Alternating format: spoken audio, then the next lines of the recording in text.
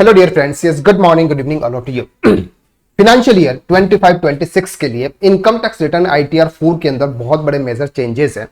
आज हम इस वीडियो के अंदर डिटेल में डिस्कस करने वाले हैं कि वो कौन कौन से चेंजेस हैं जिसको हमें आईटीआर 4 के अंदर देखने को मिलने वाले हैं, और इन चेंजेस को आपको ध्यान से समझना है, अदरवाइज आप पर पेनल्टी या फिर स्क्रूटनी या फिर नोटिस आने के बहुत बड़े चांसेस होने वाले हैं। क्योंकि कुछ चीजें यहां पर मैंडेटरी कर दी गई है आईटीआर 4 के अंदर, जो कि आपके प्रीवियस रिटर्न के अंदर ऐसा कुछ भी नहीं था, लेकिन इस बार उन्होंने मैंडेटरी कर दिया।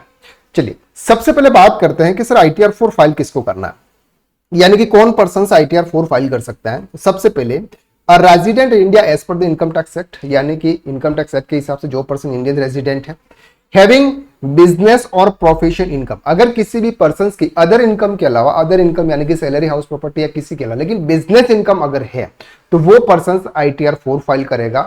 जो पर्सन सेक्शन 44 एडी और एई के अंदर प्रेजेंटिंग टैक्सेशन स्कीम को ऑप्ट कर रहा है, यानी कि वो प्रॉपर तरीके से डेटा मेंटेन नहीं करना चाहता है, प्रॉपर तरीके से काउंटिंग नहीं करना चाहता और वो एक फिक्स परसेंटेज के आधार पर आपका टैक्स पे कर रहा है, तो ऐसे केसेस में यहां पर आप आईटीआर 4 फाइल कर सकते हैं। और प्रोफेशन के केसेस में सेक्शन 44 एडीए ऑप्ट कर रहा है। और साथ में अगर किसी की लॉन्ग टर्म कैपिटल गेन है और उसकी वैल्यू अप टू ₹1.25 लाख है, यानी कि टैक्सेबल लिमिट के अंदर है, तो वो भी अब income tax return ITR 4 file कर सकता है। Should not have income from more than 2 house property, यानी कि 2 हाउस प्रॉपर्टी से ज्यादा आपका नहीं होना चाहिए, वो पर्सन सब आईटीआर 4 फाइल करेगा।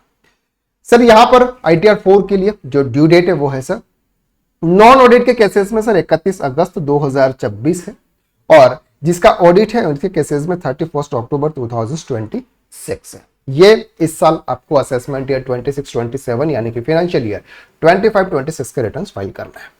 अब बात करते हैं सर मेजर चेंजेस यहां पर क्या हुआ है। सबसे पहला जो चेंजेस है वो है sir long term capital gain reporting. Sir हमें, अगर हम कोई भी शेयर मार्केट में इन्वेस्ट करते थे, आजकल शेयर मार्केट में इन्वेस्ट हर कोई करता है, अगर कोई पर्सन शेयर मार्केट में इन्वेस्ट कर रहा है और वहां सर अगर उसको बाय चांस गेन हुआ है, क्योंकि अधिकतर तो लॉस ही होता है, लेकिन बाय चांस अगर गेन हो गया और वो गेन लॉन्ग टर्म है, यानी कि 25 लाख रुपीज से कम है सालाना, तो आप आईटीआर 4 फाइल कर सकते हैं। ये डिटेल्स अब आईटीआर 4 के अंदर डाल सकते हैं। क्यों डाल सकते हैं सर? क्योंकि सर 1.25 लाख रुपीज अगर आपका लॉन्ग टर्म कैपिटल गेन है, वो भी शेयर के ऊपर, तो सर नो टैक्स है, इसके ऊपर कोई भी टैक्स नहीं है। अगर इसके अबव होगा तो ही आपको टैक्स चार्ज यानी कि टैक्स पे करना पड़ेगा, तो यहां पर कोई भी टैक्स पे करने की जरूरत नहीं है, इसलिए उन्होंने इसको आईटीआर 4 के अंदर कवर कर दिया है।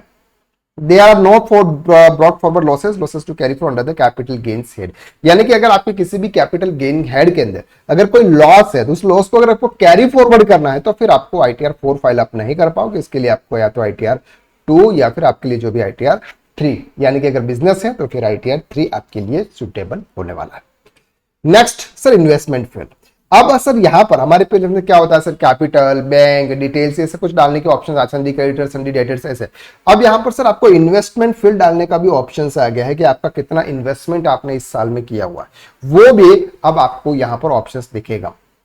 Second, additional disclosure tax resign selection. अब आपको एक एडिशनल डिस्क्लोजर भी आपको आईटीआर 4 के अंदर मिलने वाला है, जहां पर ये बताएंगे कि सर आपने न्यू टैक्स स्कीम को ऑप्ट किया है, ऑप्ट आउट किया है। अगर आपने ऑप्ट आउट किया है तो आपने क्या फॉर्म 10IEA फाइल किया था कि नहीं किया था, ये अब आपको एडिशनल डिस्क्लोजर के अंदर सेक्शन 115 BSC के पार्ट में आपको ये देखने को मिलेगा।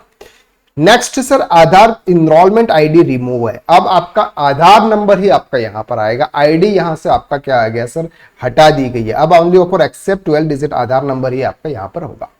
6 additional column under schedule TDS. अब आपका शेड्यूल टीडीएस के अंदर एक एडिशनल कॉलम भी यहां पर ऐड कर दिया है, जहां पर आपकी टीडीएस की पूरी डिटेल स्पेसिफाई यहां पर दी जाएगी और वहां पर आपको बताया जाएगा। नेक्स्ट है सर हाउस प्रॉपर्टी चेंजेस।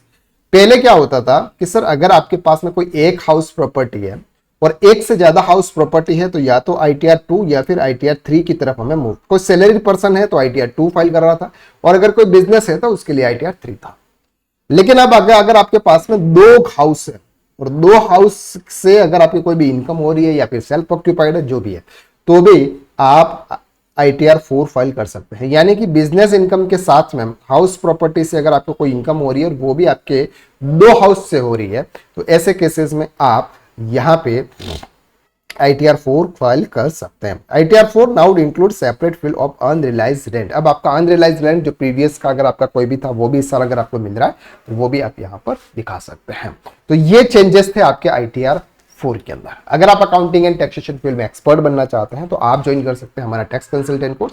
उसकी लिंक आपको डिस्क्रिप्शन में शेयर की हुई है, एक बार जाकर आप जरूर चेकआउट करें। चलिए आज के लिए बस इतना, नेक्स्ट वीडियो में फिर मुलाकात करते हैं, तब तक के लिए thank you so much, have a nice day.